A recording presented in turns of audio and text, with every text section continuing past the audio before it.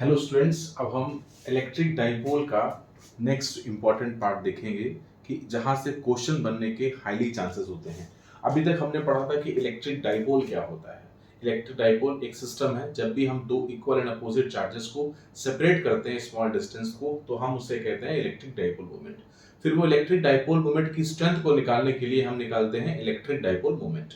अब हमको पढ़ना है electric dipole.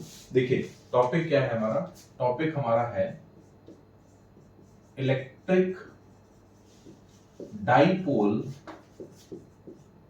In uniform electric field. ध्यान से समझिएगा क्या कह रहा है कि electric dipole in a uniform electric field. तो आपको पता है कि इलेक्ट्रिक डाइपोल का मतलब क्या होता है। इलेक्ट्रिक डाइपोल का मतलब होता है कि जैसे ये एक नेगेटिव चार्ज और ये एक पॉजिटिव चार्ज, और इन दोनों को जब हम सेपरेट करते हैं स्मॉल डिस्टेंस से, तो हम उसको कहते हैं इलेक्ट्रिक डाइपोल। तो ये हमारा एक इलेक्ट्रिक डाइपोल का कॉन्सेप्ट है।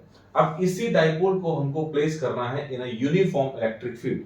तो ये जो वर्ड है यूनिफॉर्म इलेक्ट्रिक फील्ड, इसका मतलब होता है कि अगर आप उस रीजन में कहीं पर भी इलेक्ट्रिक फील्ड का मैग्नीट्यूड कैलकुलेट करेंगे, मैं आपको एक बार बता देता हूं। जैसे ये जो रिप्रेजेंटेशन है पैरेलल लाइंस का, है ना, तो ये जो रिप्रेजेंटेशन है, ये रिप्रेजेंटेशन है यूनिफॉर्म इलेक्ट्रिक फील्ड का। तो इस यूनिफॉर्म इलेक्ट्रिक फील्ड से हमें डाइपोल पर क्या इफेक्ट पड़ेगा, उस पर क्या टॉर्क लगेगा या उस पर कितना फोर्स लगेगा, वो कैलकुलेट करना है। तो first of all let's try to understand कि अगर हम एक यूनिफॉर्म इलेक्ट्रिक फील्ड में एक डाइपोल को प्लेस करते हैं तो हमें क्या देखने को मिलता है। देखिए ये आपका यूनिफॉर्म इलेक्ट्रिक फील्ड का रिप्रेजेंटेशन है। आप इसको जितना मतलब डेंस दिखा देंगे उतनी ही स्ट्रॉन्ग इलेक्ट्रिक फील्ड कंसीडर करी जाती है। तो हमने एक नॉर्मल इलेक्ट्रिक फील्ड कंसीडर कर लिया। अब हमने यहां पर डाइपोल को प्लेस किया। ये डाइपोल हमारा, ये इसका माइनस चार्ज और ये इसका plus charge, plus Q charge. देखिए सबसे पहले आपको चार्जेस की एक और प्रॉपर्टी पता होगी। अगर हम यूनिफॉर्म इलेक्ट्रिक फील्ड में पॉजिटिव चार्ज को प्लेस करते हैं तो अकॉर्डिंग टू इलेक्ट्रोस्टैटिक फोर्स, क्योंकि इलेक्ट्रिक फील्ड इस चार्ज पर फोर्स लगाएगी, तो वो फोर्स की डायरेक्शन क्या होगी। तो अगर चार्ज का नेचर पॉजिटिव है, आई रिपीट, अगर चार्ज का नेचर पॉजिटिव है तो वो जो फोर्स एक्सपीरियंस करेगा, ये जो पॉजिटिव चार्ज है यानी F plus Q, electrostatic force experienced by this positive charge will be in the direction of electric field। मैं एक बार फिर से रिपीट कर दूं कि जो पॉजिटिव चार्ज है उस पर जो इलेक्ट्रोस्टैटिक फोर्स लग रहा है और जो इलेक्ट्रिक फील्ड है, उन दोनों की डायरेक्शन क्या है, सेम है।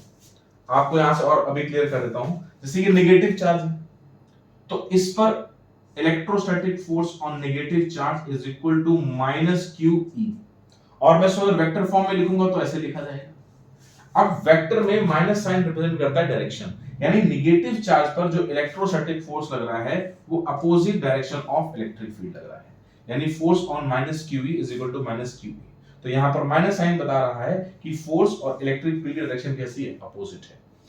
एक सबसे इंपॉर्टेंट बात, अगर कभी आपसे पूछा जाए कि total charge in electric dipole, एक इलेक्ट्रिक डाइपोल दे दिया गया और आप उस पर, आपसे पूछ रहा है कि इस पर टोटल चार्ज कितना होगा, यानी क्यू नेट कितना होगा। तो ध्यान रखना, एक इलेक्ट्रिक डाइपोल पर क्यू नेट हमेशा जीरो होगा। क्यों? क्योंकि दोनों चार्ज का जो नेचर है वो आपको इक्वल एंड अपोजिट लेना है। तो अगर ये -2 है तो ये +2 होगा, सम करेंगे 0 आ जाएगा। ये -5 है, ये +5 होगा, अगेन सम करेंगे तो 0 हो जाएगा। कम वॉट में इलेक्ट्रिक डाइपोल का जो टोटल चार्ज है वो हमेशा कितना रहेगा, 0 रहेगा। तो उसके अकॉर्डिंग, यानी इस पर जो फोर्स लग रहा है वो QE लग रहा है और इस पर जो फोर्स लग रहा है वो -QE लग रहा है। तो जब भी फोर्स इक्वल हो और डायरेक्शन अपोजिट हो तो इसको हम लोग इक्वल एंड अपोजिट फोर्स कहते हैं। हम साथ ही साथ इसको कपल ऑफ फोर्स भी कह सकते हैं,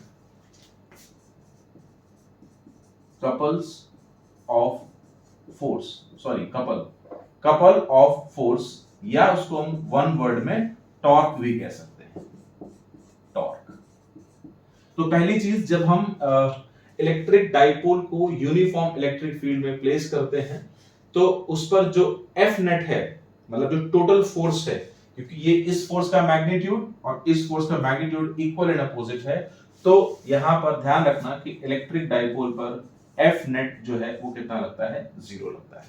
तो अब हम कैलकुलेट करेंगे कि जो कपल ऑफ फोर्स है, यानी जो टॉर्क है वो कितना होगा। तो हम सबसे पहले याद करते हैं, रिकॉल करते हैं, क्लास 11th में हमने पढ़ा है कि टॉर्क का फॉर्मूला क्या होता है। तो बच्चों, टॉर्क का फॉर्मूला होता है force into perpendicular distance. Note करिए बात को, ये जो परपेंडिकुलर डिस्टेंस है किसके बीच में होगी इस केस में, तो ये जो परपेंडिकुलर डिस्टेंस है बिटवीन टू चार्जेस है, तो हम क्या करेंगे, यहां पर एक डॉटेड लाइन को ऐसे ड्रॉ करेंगे और ये हमारा पॉजिटिव चार्ज रहा और ये हमारा नेगेटिव चार्ज रहा। परपेंडिकुलर डिस्टेंस का मतलब है कि shortest distance between two charges. तो हमने इसको पैरेलल शिफ्टिंग के अकॉर्डिंग यहां पे इसको ड्रॉ कर लिया और ये जो डिस्टेंस है हमारी, ये जो डिस्टेंस है x, इसी को हम कह रहे हैं परपेंडिकुलर डिस्टेंस। हमको पता है कि दो डाइपोल के बीच की जो डिस्टेंस उसको हम लोग 2l से रिप्रेजेंट करते हैं, और यहां पर जो डाइपोल है ये इलेक्ट्रिक फील्ड के साथ एंगल थीटा बना रहा है, ठीक है। जो डाइपोल है, डाइपोल मोमेंट मींस, क्योंकि उसकी जो डाइपोल मोमेंट है, ये जो एरो है ये डाइपोल मोमेंट को रिप्रेजेंट कर रहा है, और डाइपोल मोमेंट की जो डायरेक्शन होती है वो क्या होती है, -q2 + q। तो जो इलेक्ट्रिक डाइपोल मोमेंट है और जो यूनिफॉर्म इलेक्ट्रिक फील्ड है उसके बीच में एंगल कितना बन रहा है, थीटा बन रहा है। बट हमें क्या चाहिए था, हमें ये डिस्टेंस नहीं चाहिए दो चार्ज के बीच में, हमें चाहिए थी परपेंडिकुलर डिस्टेंस, तो हमने x को कैलकुलेट करना है। अब आप खुद सोचिए कि अगर ये एंगल थीटा है तो ऑब्वियस सी बात है ये एंगल कितना होगा, थीटा।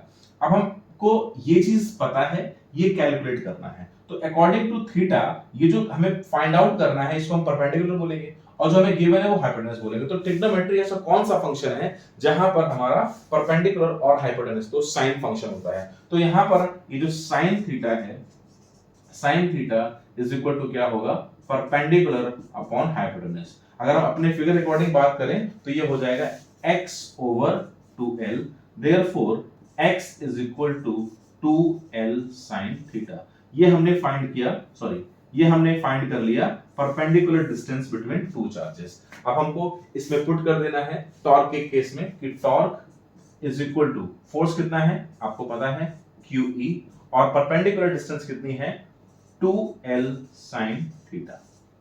ठीक है, ध्यान दीजिए यहां पर इस चीज पे, ये क्या लिखा है, मैं स्पेस कम है तो यहां पे लिख देता हूं एक बार फिर से। जो हमारा ये टॉर्क आया, ये जो हमारा टॉर्क आया, इसको हम यहां पर देखेंगे कि टॉर्क इज इक्वल टू हमारे पास बना QE into 2l sin theta.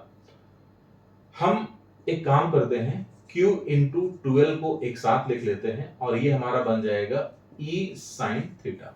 बच्चों आप इसको पहचानते हैं, ये क्या है, यस यू आर राइट, ये हमारा डाइपोल इलेक्ट्रिक डाइपोल मोमेंट है, तो उसको हम लोग P से लिखेंगे और इसको E से और इसको sin थीटा। तो ये हमारा टॉर्क इस डाइपोल पे लग रहा है, ये उसका फॉर्मूला है। एक बात और आपको बहुत इंपॉर्टेंट यहां पर बता रहा हूं कि अगर हमें टॉर्क निकालना है इन इलेक्ट्रिक डाइपोल जो कि प्लेस किया हमने यूनिफॉर्म इलेक्ट्रिक फील्ड में, तो उसका फॉर्मूला निकल कर आया torque is equal to PE sin theta, where P is the electric dipole moment, E is the uniform electric field, and sin theta is the angle between the electric dipole moment and the uniform electric field।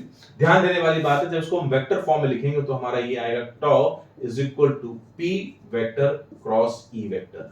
Yes, ध्यान से इसको लिखिएगा, ये दोनों formula बहुत important हैं, ये हमारा इन टर्म ऑफ साइन है और ये हमारा वेक्टर फॉर्म में है। देखो मैं आपको बताता हूं कि यहाँ पर साइन थीटा के प्लेस पर क्रॉस क्यों है, बिकॉज आपने क्लास 11th में एक फॉर्मूला पढ़ रखा था कि A vector cross B vector is equal to आपका होता है AB sin theta n cap. तो मींस जब भी sin थीटा हटेगा तो क्रॉस प्रोडक्ट होगा। वहीं पर अगर ऐसा होता है A vector dot B vector, तो इसको हम लोग लिखते हैं AB cos थीटा। तो हमारे केस में यहाँ पर साइन था तो हमने लिखा क्रॉस। तो this is all important information you should know about the electric dipole when it is placed in a uniform electric field. यहाँ से दो इंपॉर्टेंट बातें आपको ध्यान रखनी है। वो दो इंपॉर्टेंट बातें क्या है, ध्यान सुनिएगा कि कभी भी अगर आप एक डाइपोल को यूनिफॉर्म इलेक्ट्रिक फील्ड में प्लेस करेंगे तो बेटा उस पर हमेशा जो एफ नेट है वो कितना लगेगा, 0 लगेगा। एफ नेट कितना होगा, 0। तो टॉर्क लेकिन लगता रहेगा।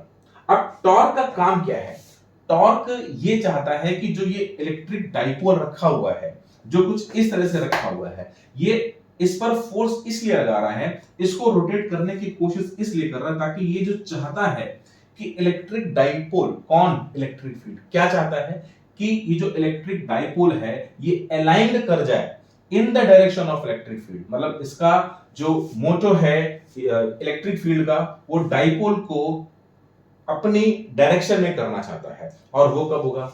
अगर ऐसा उस केस में होगा जब हमारा जो थीटा है वो 0 डिग्री हो जाएगा। तो जब थीटा 0 डिग्री होगा हमारा, और एफ नेट तो हमेशा ही इस पे 0 रहेगा, और उस केस में जो इस पर टॉर्क है वो भी कितना हो जाएगा? 0 हो जाएगा। स्टूडेंट ध्यान से सुनना, अगर थीटा 0 डिग्री होगा, एफ नेट भी 0 होगा, टॉर्क भी कितना होगा? 0। उसको हम कहते हैं स्टेबल इक्विलिब्रियम। Stable equilibrium. अब डाइपोल पर कोई भी टॉर्क नहीं लगेगा, this is your stable equilibrium. Second most important case आता है कि अगर यहां पर theta is equal to 180 degree हो जाता है, यहां पे अगर theta is equal to 180 degree हो जाता है, तो उस केस में भी इस पर जो एफ नेट है वो 0 रहेगा और टॉर्क कितना रहेगा? 0 रहेगा। बट उसको हम स्टेबल इक्विलिब्रियम ना बोलकर उसको हम लोग बोलते हैं अनस्टेबल इक्विलिब्रियम। ये दो इंपॉर्टेंट केस मैं इसलिए इसको रेड से लिख रहा हूं ताकि आपको ध्यान रहे कि जब थीटा 0 डिग्री होगा, मैंने आपको क्या समझाया? मैंने आपको ये समझाया कि जो यूनिफॉर्म इलेक्ट्रिक फील्ड है इस डाइपोल पर लगातार फोर्स लगाती रहती है। क्यों लगाती है? ताकि वो चाहती है कि जो इलेक्ट्रिक डाइपोल है वो अलाइन कर जाए इसकी डायरेक्शन में, और जब ये कंडीशन अचीव हो जाती है तो उसको हम लोग बोलते हैं स्टेबल इक्विलिब्रियम।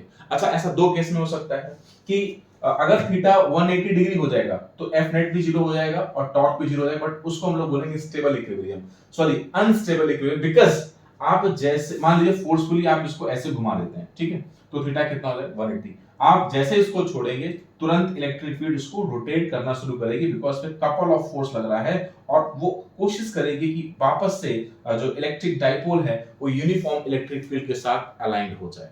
ठीक है, in the next video we will discuss about the most important numericals and formula asked in the previous years. Thank you.